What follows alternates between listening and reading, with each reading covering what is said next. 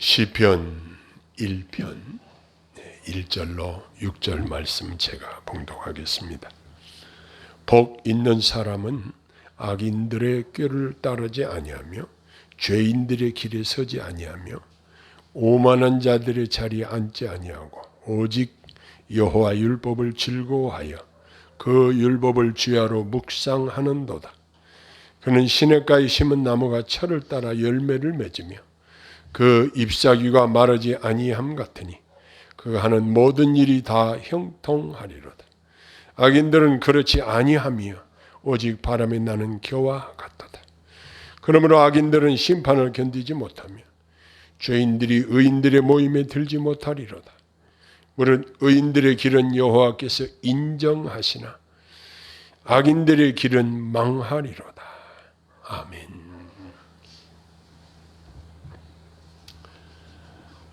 오늘은 주일이면서도 우리 민속 고유의 설 명절이기도 합니다.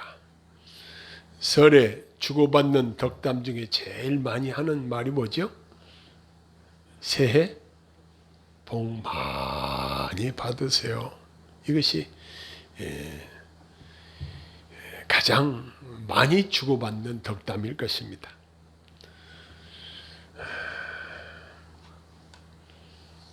저도 이 인사를 많이 받기도 하고 많이 하기도 합니다. 그런데 이 말은 눈에 보이는 어떤 것들을 많이 가지는 것을 의미하는 것으로 생각이 됩니다. 그러나 이 땅에 우리 눈에 보이는 어떤 물질적인 것들을 많이 가지는 것만이 꼭 복이 될까요? 어떤 분은 자녀들에게 유산을 물려줬는데 그 유산을 서로 많이 가지려고 자녀들이 명절 때만 모여서 그렇게 싸우는 그러한 일이 있다는 이야기를 종종 듣습니다. 차라리 유산이 없었으면 그렇게 싸우지는 않았을 거 아닌가, 그런 생각도 듭니다. 돈을 많이 벌고 건강하고 무엇이든지 내 마음 먹은 대로 다 잘 되어지고 얼마나 좋은 일이에요. 그러나 이러한 것들은 이 지상에서 눈에 보이는 한계가 있는 것들입니다. 일시적인 기쁨을 우리에게 줄 수도 있고 편리함을 줄 수 있고 우리에게 행복감을 줄 수도 있을 것입니다. 그러나 저는 한 주간 하나님 앞에 이 복이 있는 사람은 과연 어떤 게 복이 있는 사람일까요? 하나님 앞에 기도하면서 이 복이 있는 사람에 대한 이 주제를 가지고 묵상을 하여 했습니다. 여러분은 어떤 사람이 복이 있는 사람이라고 생각이 됩니까? 자녀를 많이 둔 사람이 복이 있습니까? 아니면 좋은 집에서 사는 사람이 복이 있습니까? 아니면 돈이 많아서 좋은 외제차를 타고 다니는 사람이 복이 있습니까? 좋은 옷을 입고 다니는 사람이 복이 있습니까? 여러분 어떤 사람이 복이 있다 이런 생각이 드십니까? 저는 한 주간 이 복 있는 사람이라는 시편의 이 주제를 생각하면서 성령께서 제게 주신 결론은 성령의 인도를 따라 사는 삶이 가장 복 있는 삶이다, 이러한 결론을 내리게 되었습니다. 저는 오늘 시편 1편을 강해한 존 스토트가 쓴 책을 보면서 그가 신학자 제롬이란 말을 그 사람의 말을 인용을 했는데 시편 1편을 시편 전체에 대한 성령의 서문이라 이렇게 인용을 하고 있는 것을 보았습니다. 다시 말해서 성령의 서문이다. 시편 1편이. 성령님을 의식하면서 성령님의 감동으로 쓴 첫 번째 시라는 사실입니다. 그런데 여기 1절의 시작을 복 있는 사람으로 시작을 하는데, 우리가 알 수 있는, 여기서 깨달을 수 있는 영적인 지혜는 돈을 많이 버는 사람도 아니고 하는 일이 자기 마음먹은 대로 다 잘 되는 이러한 것도 아니고, 분명한 것은 하나님의 성령의 인도를 받아 사는 성도를 가리킨다. 여기에 조금도 이의가 없을 것입니다. 하나님이 복의 근원이 되신다고 그랬습니다. 하나님의 영을 인도함을 받아 사는 성도가 참으로 복 있는 사람인 것입니다. 그런데 여기 시인은 본문에서 악인과 의인을 분명하게 구분해서 뒤에 설명을 하고 있습니다. 악인의 꾀를 쫓지 아니하며, 다시 말해서 의인은 악인의 조종을 받지 않는다는 것입니다. 악에서 떠나는 것이 지혜의 시작이라는 것입니다. 어느 단체에서 대표급에 있는 사람을 보면 그 뒤에서 그에게 영향력을 행사하는 사람이 있습니다. 그 사람에게 영향력을 누가 행사하는가? 중요한 자리에 앉아있는 사람들은 비서실장도 있고 그의 정책을 연구해서 도와주는 옆에서 조력자들이 있습니다. 그 사람들이 머리를 짜내서 좋은 정책을 내주면 그 정책대로 발표를 하고 대표적인 역할을 하는 것이, 실제로 그 대표가 되는 사람은 그 사람에게 분명 영향을 주는 사람이 있습니다. 누구의 영향을 받느냐에 따라서 성공할 수도 있고 실패할 수도 있습니다. 우리 한국 현대사를 보면은 역대 대통령들 중에서 박근혜 대통령이 감옥살이를 했는데, 그 여러 가지 요인들이 있지만 그에게 영향력을 주었던 사람이 최순실이라는 사람이 영향력을 행사해서 결국 국정농단을 했다 해가지고 이러한 문제들이 복합적으로 결국은 감옥을 가게 되었다는 사실을 우리는 알고 있습니다. 우리가 누구의 영향을 받느냐? 여기 악인의 꾀를 따르지 아니하며 죄인의 길에 서지 아니하며 오만한 자들의 자리에 앉지 아니하고 그랬습니다.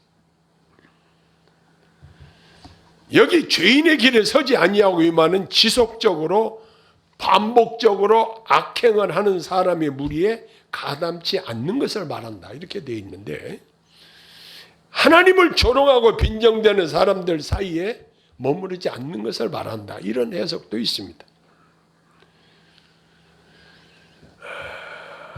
우리가 악인들과 동조하고 그들과 함께하고 그들과 호흡을 같이 하면서 그들의 영향을 받으면 결국 그 사람들과 혼합이 되어져 버리고 맙니다. 우리가 하나님을 믿고 섬기면서도 다른 악한 세력들의 영향을 받게 되면 이건 큰 문제입니다.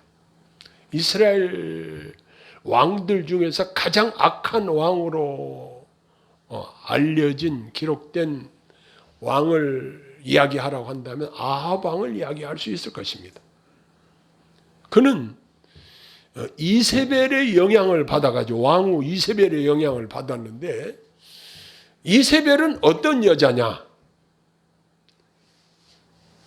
바알신과 아세라신을 섬기는 선지자들을 양성을 해서 수백 명의 바알 선지자, 아세라 신을 섬기는 선지자들을 양성을 하고 그들의 영향을 받아서 그 영향으로 이스라엘 나라를 우상 숭배하는 쪽으로 몰고 가는 그러한 영향력을 행사한 사람이었습니다.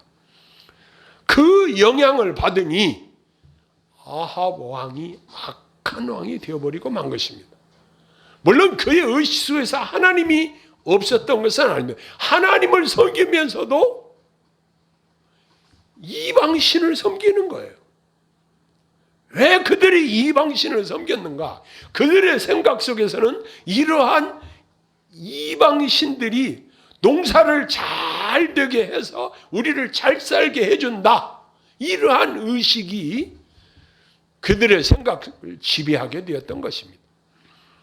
그래서 결국은 바알신을 섬기고 그걸로 말미암아 국민들이 우상 숭배하는 데 빠지게 만들고 결국은 하나님의 진노가 나라 전체에 임해서 3년 6개월 동안 비가 오지 않아서 여러분 한 6개월만 우리나라도 비가 전혀 안 온다고 생각을 해보십시오.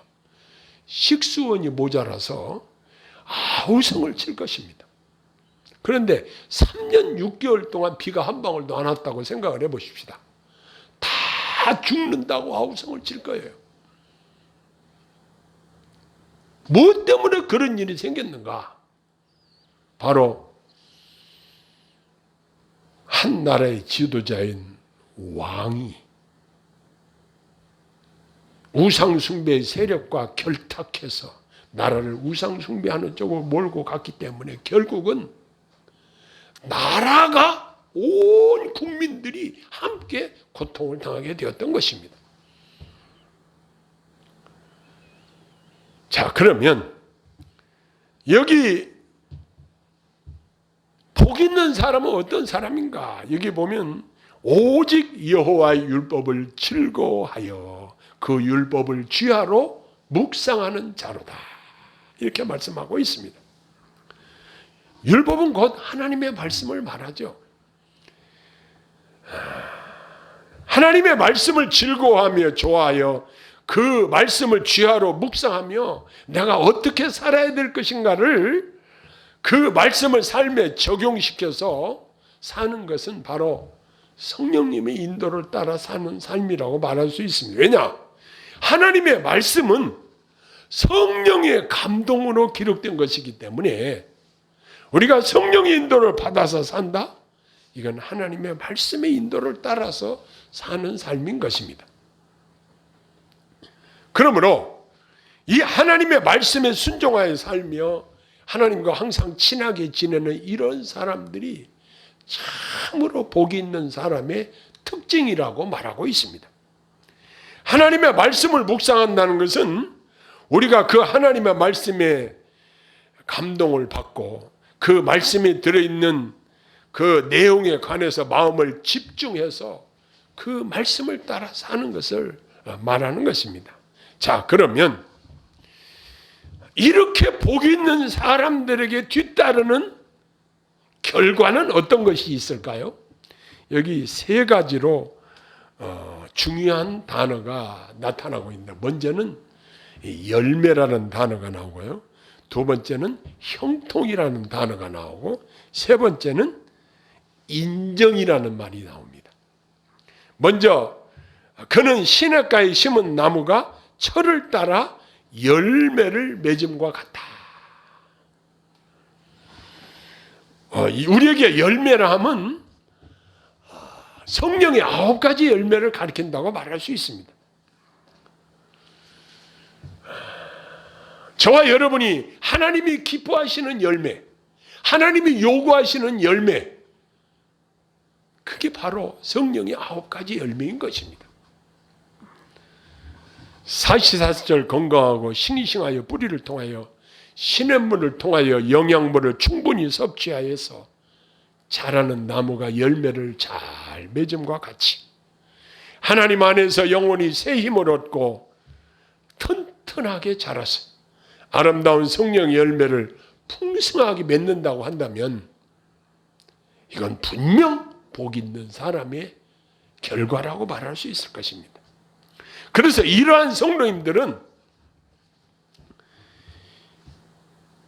정말 복이 있다.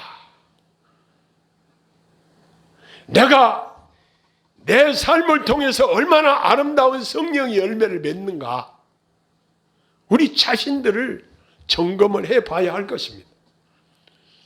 이제 올 한 해도 하나님, 나의 삶에서 성령의 9가지 열매를 잘 맺을 수 있도록 도와주세요. 사랑할 수 있도록 도와주세요. 기뻐하며 살게 도와주세요. 오래 참게 도와주세요. 이제 성령의 9가지 열매들을 생각하면서 인내하면서 살게 해주세요. 자비를 베푸면서 살게 해주세요. 충성하며 살게 해주세요. 절제의 열매를 맺게 해주세요. 정말 성령의 9가지 아름다운 열매들이 우리에게 맺혔으면 얼마나 좋겠는가.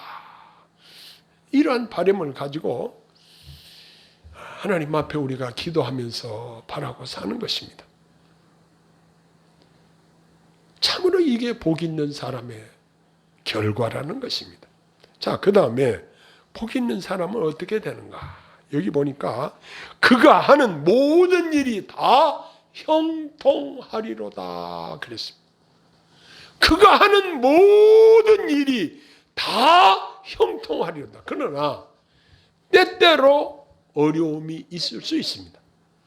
구약 성경의 요셉의 경우는 하나님이 늘 그와 함께 하심을 의식하면서 살았던 믿음의 사람이었지만 그가 누명을 쓰고 옥에 갇히는 일도 있었고 형들에게 미움을 받아 종으로 팔리는 일도 있었고 그의 생애에 난관들이 많이 있었지만 결과적으로 하나님이 그를 사용하셔서 그를 형통케 하셔서 그의 가족들을 흉년에 다 고센 땅에 와서 기름진 땅에 머물며 살 수 있도록 그 기초를 닦아놓은 사람이 바로 요셉이었습니다. 그래서 하나님이 그와 함께 하심으로 범사에 그를 형통케 하셨더라 그랬습니다. 저는 우리 사랑하는 성도님들이 올해 여러분이 하는 모든 일이 다 주님 은혜 안에서 형통하기를 소원합니다. 형통한다. 이건 너무너무 좋은 단어입니다. 누가 형통케 하시는가? 하나님께서 여러분들을 사랑하시기 때문에 저와 여러분들이 드리는 기도의 응답으로 말미암아 우리를 형통케 하신다는 사실입니다. 하나님이 형통하게 하시는 그러한 성도들은 참으로 복 있는 성도인 것입니다. 항상 내주하시는 성령님의 인도를 따르고 성령님께서 감동으로 주신 말씀을 영의 양식으로 삼고 순종하며 사는 성도님들은 하나님이 형통케 하십니다. 이건 공식과도 같이 정확하게 하나님이 약속하신 대로 이루시는 것입니다. 그뿐만 아니라 세 번째로 복 있는 사람은 여호와께서 인정하신다 그랬습니다. 우리가 사람들에게도 인정을 받으면 출세를 합니다. 직장에 가서도 그 직장 장에게 인정을 받으면 승진을 합니다. 그런데 복의 근원 되시는 하나님이 인정해 주시면, 하나님이 저와 여러분을 인정해 주시면 그건 가장 복 있는 사람인 것입니다. 창세기 보면 하나님께서 아브라함을 테스트하신 적이 있으십니다. 시험하신 적이 있어요. 내 아들 독자 이삭을 내게 번제로 드리라. 그 명령을 아브라함에게 내리신 적이 있습니다. 아브라함이 있어서 이삭은 자기 생명보다도 소중한 존재였습니다. 하나님의 명령을 받은 아브라함은 아침 일찍이 제사 드릴 준비를 하고 땔감을 아들 이삭의 어깨에 지우고 모리아 산으로 향했습니다. 제단을 만들고 나무를 올려놓고 그 위에 아들을 놓고 잡으려고 할 때에 하나님의 음성이 들렸습니다. 아브라함아, 아브라함아, 내 아들 이삭에게 손을 대지 말라. 하나님이 준비하신 양이 뿌리 수풀에 걸려서 뒤에 있었고,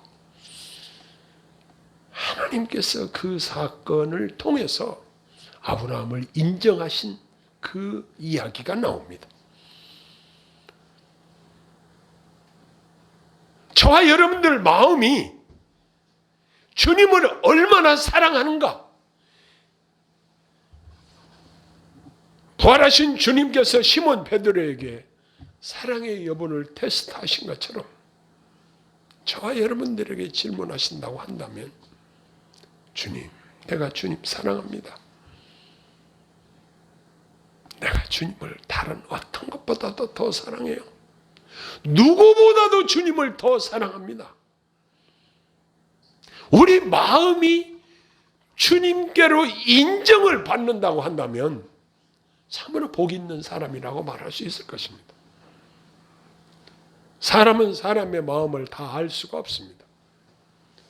그래서 어떤 사람은 사람들에게 속기도 하고 또 다른 사람을 속이기도 합니다. 왜냐하면 마음속을 모르기 때문에 그렇습니다. 그러나 우리 하나님께서는 우리의 마음 중심을 살피시는 분이십니다. 하나님께서 저와 여러분의 마음 중심을 보시고 저와 여러분을 인정해 주신다고 한다면 참으로 복 있는 성도인 것입니다. 자, 그러면 여기 악인은 결과가 어떻게 될까요? 여기 보면 악인들은 심판을 견디지 못한다 그랬습니다. 이건 지옥불의 심판을 가리키는 것입니다. 이 심판을 어떻게 견디겠습니까? 너무너무 고통스러운 것입니다. 누가복음에 기록된 음부에 떨어진 부자의 신음소리를 우리는 들어야 될 필요가 있습니다. 아브라함 아버지여, 저 나사로의 손가락으로 물 한 방울만 적셔서 내 혀를 서늘하게 해주세요 해도 그 요구도 들어줄 수 없는 고통의 연속인 그곳에서 부르짖는 그 고통의 음성을 우리는 들을 수 있어야 됩니다.